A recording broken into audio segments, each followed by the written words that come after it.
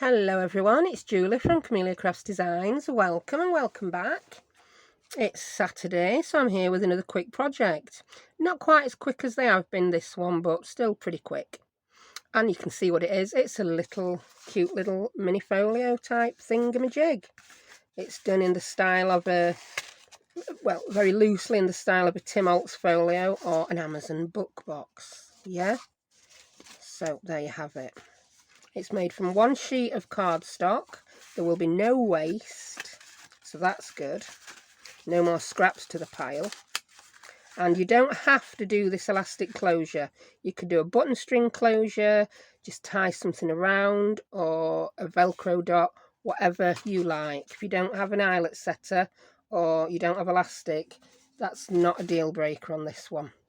So take your one sheet of cardstock. I'm using A4. This will work with letter size because of the way I'm showing you how to score it, yeah? And cut it in half at 5 inches so that you're left with that piece and that piece, yeah? So we don't need the full one now, do we? Because I didn't want to get my big chompy chopper on table. Right, I am going to have to get my big chompy scoreboard on table though. And where's it gone? It's behind me. It's like a pantomime. Where is it? It's behind you.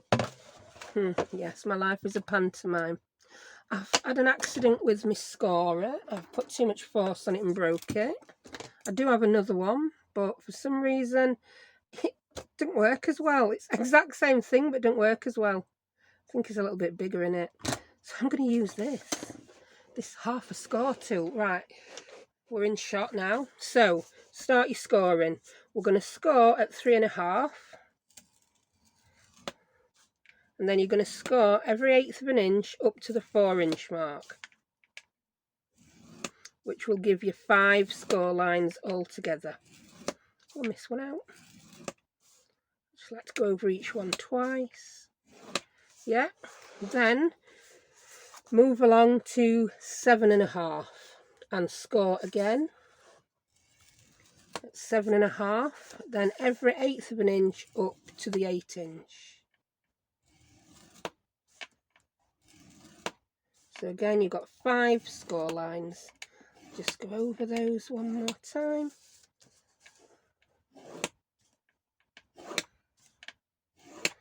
I've still missed them 2 middle ones out. It's really hard to see with this. Silly woman. Right, put that to one side. Now get your thin strip out.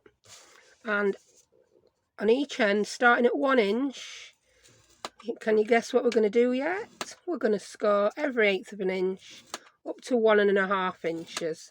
So you've got 5 score lines again. This is what makes those lovely rounded variable size gussety things. And then turn it around and do the same on the other end. Now, this is why I'm telling you it will work for letter size paper as well. This strip will be a slightly different width, but it will still fit within your little folio.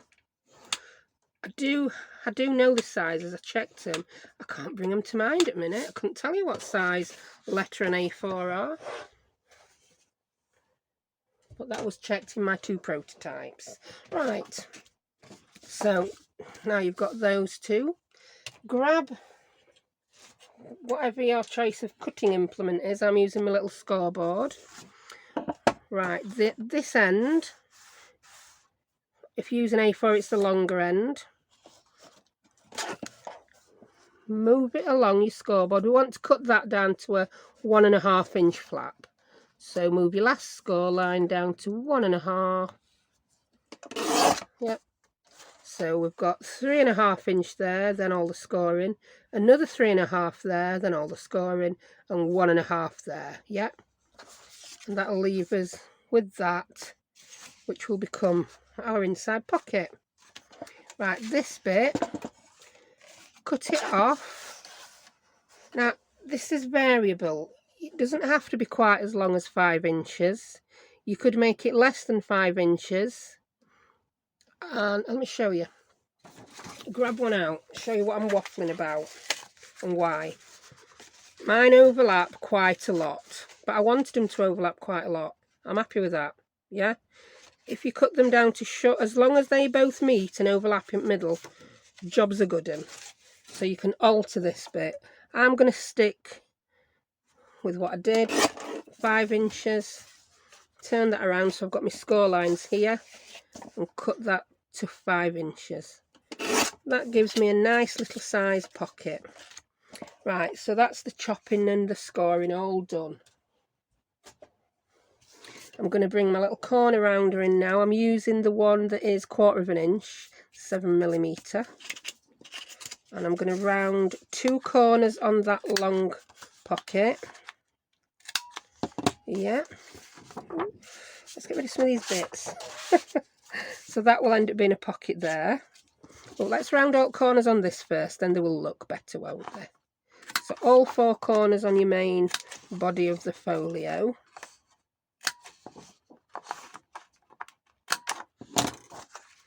So then you can see that pocket's going to go there. Now this piece, I made another little pocket. Again, you could add a pocket to that flap. There's all sorts you could do. This is just very basic. What I've done is I've put another little pocket there. So you want to round that corner and that corner. Ooh, with your 7mm one, yes. Just opposite corners. That will then be glued there. These two, I'm going to round the sides opposite to the score lines.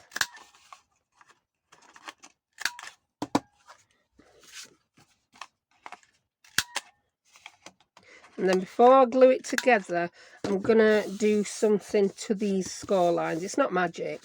We're just going to get them so that they're rounded nicely. So to do this, I like to grab my bone folder and my ruler. I'm using no reason I'm using this centre ruler. Any ruler will do. So what I like to do is let's start at this end. Start at one end and work along. So I put my ruler up to my first score line and do that. If you don't have a bone folder, you can do it with your fingers. I warn you though, if you've got sharp talons on end of your fingers, you could puncture your cardstock. Not that I've got that problem. If I had long nails, I've never managed to do washing up. I think I might book myself in and get some nail extensions. I think kids will have to do washing up. So you work along to each score line, doing the same, and then you end up with that lovely rounded effect. Yeah. So move along to this one.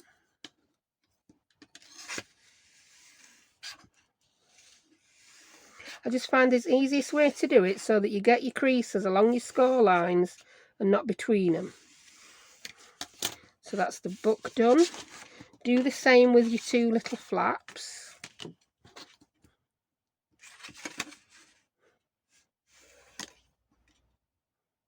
I also find it easier if you cover the ones you've already done with the ruler.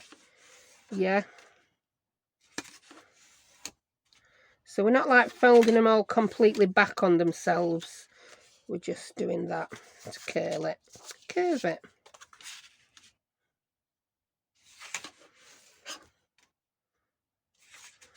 Yeah, and have the, I always score with my bumpy side to the inside of the fold and my valley on the outside.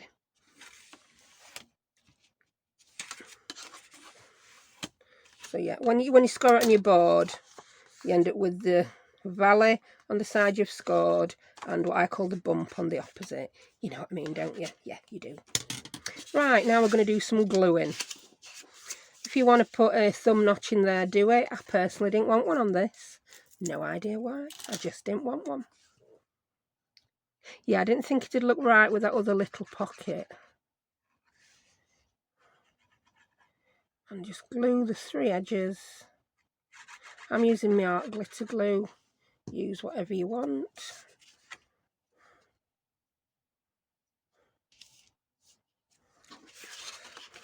Wiggle it a bit. I went a bit mad with the amount of glue I put on there.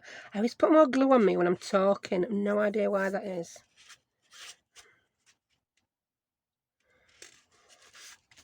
You don't get much wiggle time with art glitter, but you get a smidgen. just a smidgeroony. Then I'm going to glue that one on, so just glue along 2 edges.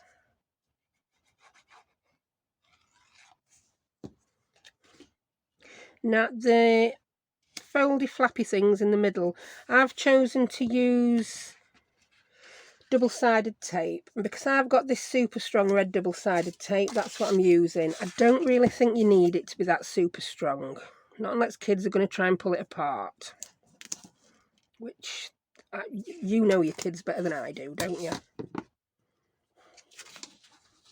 Mine wouldn't dare, or they'd be sent up a chimney.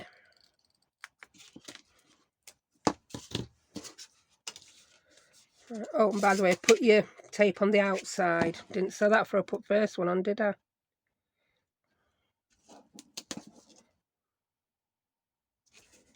There we go. I've sort of put it midway between. As you can see, it weren't perfectly straight. That's not really going to be a bother. And bring your main body back in. Do a little bit of burnishing. Always like to burnish tape. Sticks much better after a good burnishing. And it's very forgiving now at this point. I'm going to peel backing off my tape. And I'm going to place these on. It's got to be between your 2 score lines. Yeah. Oops. And I lined the second score up with the top and put it about in the middle. But like I said, it's very forgiving if you get this a bit wonky. Very forgiving. Look, as you can see, the world wouldn't end if you stuck it on a bit wonky. Let's do the other one.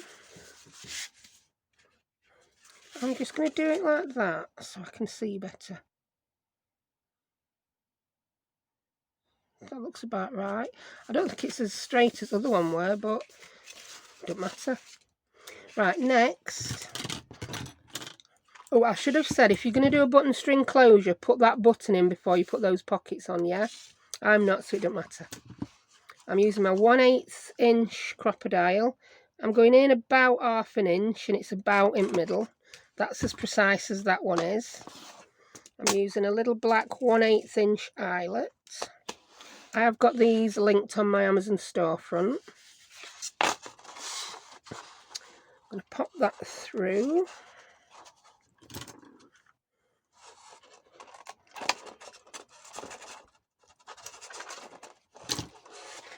That's that. Now, I'm using... Oh, I need to squeeze that hard. I have hurt my wrist a little bit. Too much fussy cutting, I think. Bit of RSI, repetitive strain. I'm using 1.5 inch elastic. It seems to go really well with this 1/8 inch eyelet. Right, put your thing together. And just how cute is that? It's just cute. So, get your elastic. It needs to be the width of the book and long enough so that you can tie a knot. Now, there is a bit of trial and error involved in this. Now, to thread it through, I find it easier to thread it through. Get your elastic like so. Thread it through front back.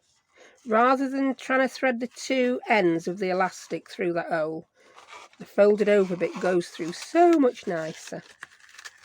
Right.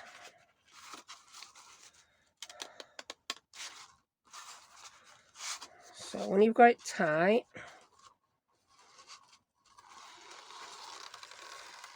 there you go, tie it, and you're tightening it up. Can you see how that's tightened up to the back of that eyelet, like so? And then do your other knot. I like to do a double knot here. Check that you've not made it too tight. That's spot on. Just take that back off. Ooh, don't break it, woman. It's quite robust, this craft card. And cut your tails off. So, there we have it. A little craft folio. Like I say, you can go to town, add what you want to that. You could make a little notebook to fit in there. You could put anything in there. You could just put a handful of playing cards in there. The reason I've said that is I just happen to have some to hand. Oh, they're not playing cards. Look at this. Coronation Street game cards.